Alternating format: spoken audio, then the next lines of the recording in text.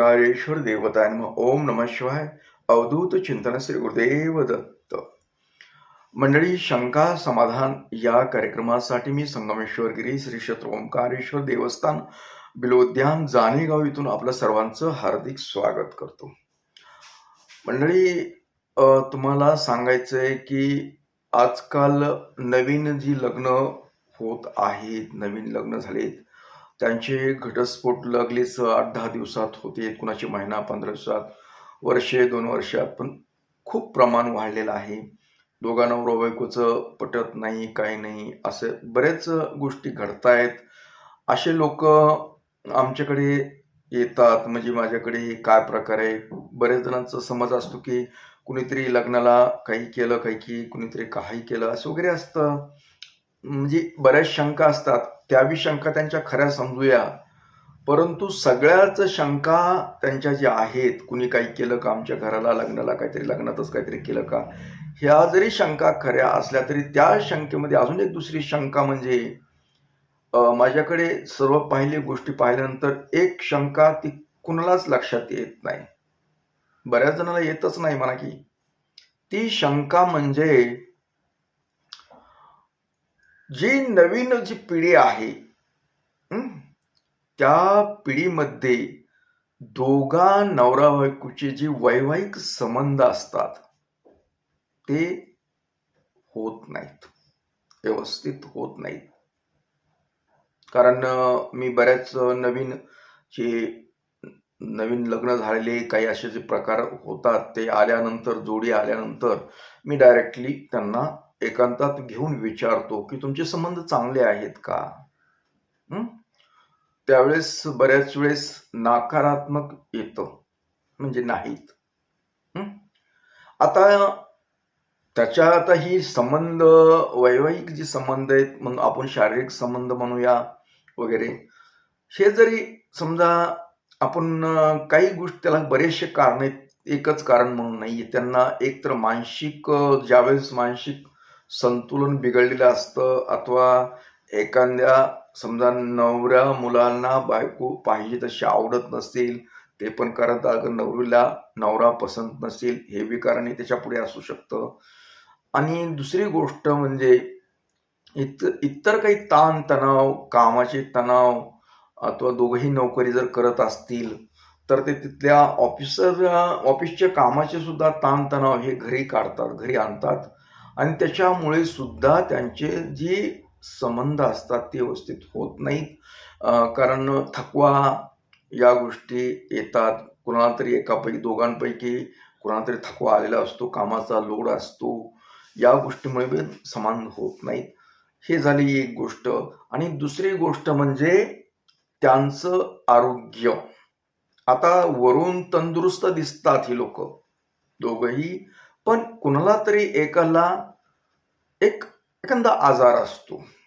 तो म्हणजे आता समजा मुलगी असेल तर मुलीला बऱ्याच वेळेस आजार म्हणजे तिची इच्छाच होत नाही, तिच्यामध्ये थंडपणा असतो. बऱ्याच केसेस आहेत अशा. दिसायला व्यवस्थित दिसतं, तंदुरुस्त ते, पण समजा तिच्या भीतीपोटी अथवा काहीतरी तिच्या मनावर एखादी गोष्ट घडलेली असते, त्याच्यामुळे तिच्या मनामध्ये जी थंडपणा आलेला असतो, त्याच्यामुळं तिला ती इच्छा होत नाही. म्हणजे संबंध करण्याविषयी जी काही इच्छा असते, ती इच्छा तिला पाहिजे तसं होत नाही, म्हणून सुद्धा टाळाटाळ केली जाते. आणि समजा तिला इच्छा झाली, नवऱ्याच्या इच्छेसाठी जरी तयार झाली, तरी तिला शरीर साथ देत नाही. त्याच्यामध्ये ताणतणावाच्या ज्या गोष्टी असतात, आरोग्य चांगलं नसणे हे पण गोष्ट असते. आरोग्य म्हणजे ते आता सगळ्याच आरोग्य म्हणजे तंदुरुस्त असलं म्हणजे हे बाकीच्या शरीर संपत्ती चांगली असली म्हणून ती गोष्ट असते असं नाही. बऱ्याच वेळेस पाळीचे प्रॉब्लेम राहतात.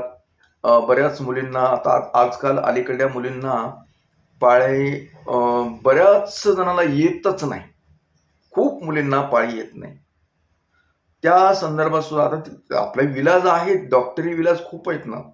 पाळी येत नसेल तर त्याबद्दल डॉक्टरी विलाज करावे, औषध उपचार करता येतात, आहेत. आपलं तंत्रज्ञान खूप पुढे गेलेलं आहे. असं कुठलंच अशक्य गोष्ट नाहीये. फक्त करत नाहीत, लाजेपोटी कुणी बरेच जण टाळाटाळी करतात. सांगायला पण लाजतात. हं? आणि महिलांच्या बाबतीतही समजा पाळीचे प्रॉब्लेम असतात. कुणाला आली पाळी तर सारखी 10-15 दिवसाला बी येते, अथवा सलग अंगावरलं सतत जातं, 10-10 दिवस अंगावर जातं. बऱ्याचशा अशा गोष्टी आहेत. त्याच्यामुळे हे जे दोघांमधले जे संबंध आहेत ते व्यवस्थित नसतात. मग त्याच्यामुळे ती टाळाटाळ होते. मग चिडचिडापण वाढतो. मग मला काय ह्याचा उपयोगच नाही म्हणून नवरा भांडण काढतो. ह्या गोष्टी घडतात. पण आपण वडीलधारी मंडळी याच्याकडे लक्ष देत नाहीत. नेमकं यांचं चाललंय काय? खरं बघतच नाहीत आपण. आणि खरं कुणी सांगत बी नाही. हे पण लेकरं सांगत नाहीत काही. मग काय होईल काय नाही हे आपल्याला कळत नाही. आपण नवरीकडले म्हणजे मुलीकडले लोक नवऱ्याची चूक काढतात, त्यालाच मूर्खात काढतात वगैरे वगैरे. तसाच प्रकार मुलांच्या बाबतीत सुद्धा आहे. म्हणजे बऱ्याच वेळेस काय होतं, मुलं सुद्धा कामाच्या ताणतणावामुळे समजा शारीरिक संबंध व्यवस्थित करू शकत नाहीत. आता समजा मुलगी चांगली असेल, व्यवस्थित असेल, तरी मुलाच्या बाबतीत शारीरिक संबंध त्यांचे चांगले नसतात. शीघ्रपतन आहे, बरेच असे आजार आहेत की ते व्यवस्थित त्यांचे संबंध होत नाहीत. त्याला कारण खूप येतं. खूप म्हणजे खूप. एक मानसिकता, सगळ्यात मोठं कारण म्हणजे मानसिकता. मन फार विचित्र आहे. मनामुळे बरेचसे आजार जडतात अशी. पुन्हा खाण्यापिण्यावर ही नवीन जी खाणं आहे ते काय तुमचं चायनीज वगैरे काय काय बरंच काय काय असतं. पोषक तत्व वगैरे काही नाही त्याच्यामध्ये, नुसतं बुसकट आहे ते. ह्या खाण्यामुळे बी मुलांमध्ये मुलींमध्ये आहारात असल्या खाण्यामुळे बऱ्याच गोष्टी यांना जे आपलं वैवाहिक जीवन आहे याच्यामध्ये जी अडचणी काही गोष्टी येतात ते खाणं सुद्धा त्याला कारणीभूत आहे.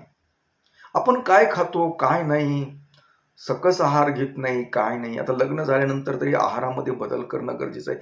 हे हिला बी वाटतं चला आपण बाहेर फिरून येऊया, खातात चकमक काहीतरी बुसकट. कुठं पाणीपुरी खा, कुठं काही खा, असलं खा तसलं खा. ह्या असले खाण्यानं काय होतं, आपलं शरीराच्या बाबतीत ज्या गोष्टी व्हायच्या त्या होत नाहीत. ह्याला कारण बरेचसे आहेत. ही आधुनिकता जी आहे ना, त्याला कारण असे आहेत. सगळं देवच कुठं भूतन कुठं सगळं हेच नाही, तर हे पण कारण असतात त्याला. आपण कारण कुठलं शोधायचं, कुठल्यात काय करायचं ह्याचा पण विचार करणं गरजेचं असतं. सकस आहार घेणं गरजेचं असतं. अगर याच्यावर पर्याय आहेत, डॉक्टरी इलाज आहेत खूप काही. आपल्याला समजा असं होत असेल, मुलांना बी बोलतो की आपल्याला असा काही प्रकार होत असेल तर ताबडतोब डॉक्टरांना भेटावं. त्याच्यामध्ये स्पेशलिस्ट डॉक्टर आहेत, त्यांच्याकडे जावं. हे असा प्रकार होतो काय आहे, त्याच्यावर आयुर्वेदिक गोष्टी आहेत काही आहेत खाण्यामध्ये, त्या गोष्टीचा जरा प्रयत्न करावा खाण्याचा. खूप काय आहेत. आता मी इथं सांगणार नाही तुम्हाला. जेणेकरून असे जे प्रकार होतात मुलांमध्ये त्याच्यावर बी आहेत. मुलींमध्ये काही प्रकार समजा थंडपणा वगैरे आहे त्याच्यावर बी आहेत. आपल्या खाण्यातून बी आपले आहेत, जे आहारामध्ये सुद्धा बदल केल्यानंतर ह्या गोष्टी साध्य होतात. आणि पुरुषांमध्ये बी म्हणजे मुलांमध्ये सुद्धा ह्या गोष्टी दुरुस्त होतात. असं अशक्य गोष्ट अशी कुठलीच नाहीये. सर्व गोष्टी शक्य आहेत. पण आपण काय करतो, खोकला आलाय त्याला खोकल्याची गोळी औषध घेण्याऐवजी तापीच्या गोळ्या घेतो. हे असं चुकीचं होतं ना. तर योग्य काय होतं, उघडपणे एकमेकांना बोलणं. तुम्ही नवरा बायको आहेत, तुम्ही एकमेकांना सांगणं काय होतं काय नाही, आणि दोघांनी जाऊन समजा डॉक्टरकडे जाऊन विलाज करणं. यावर विलाज असतो. असं घरी बसून भांडणं तंटे एकामेकावर चिडून घटस्फोट घेऊन काही हा प्रश्न सुटतो का? नाही सुटत. कुठेही गेला तरी तुमची हा समस्या ही तुम्ही बरोबर घेऊन चाललात.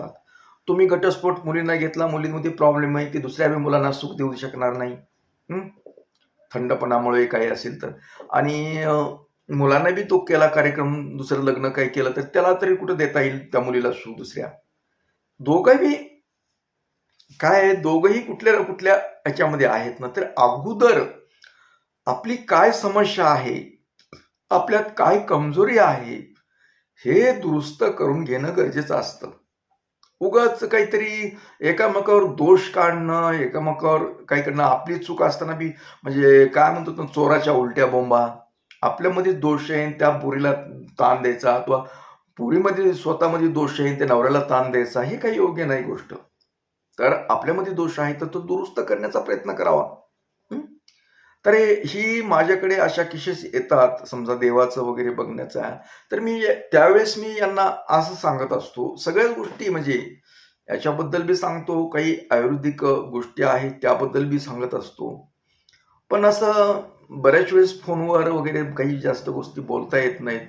प्रत्यक्ष आलं, समोरासमोर आलं म्हणजे समोरचं काय नेमका प्रॉब्लेम झालाय हे पाहता येतं. समोरासमोर दोघांनाही एकांतामध्ये घेऊन काय आहे तुमचं हे चाललंय, हे एकमेकाला बोलतं करावं लागतं. विश्वासात घ्यावं लागतं आणि त्यांना ती समजूतदारपणाने दोघांनाही सांगावं लागतं, की "बाबा तुझ्यात असा प्रॉब्लेम आहे, तू असं कर."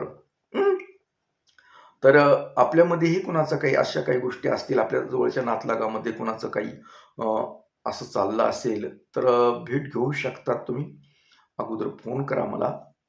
मी आहे का? तसं तर मी सोमवारी असतो, पण मला फोनच करावा लागतो असलो तरी. म्हणजे मला वेळेचं नियोजन लावता येतं.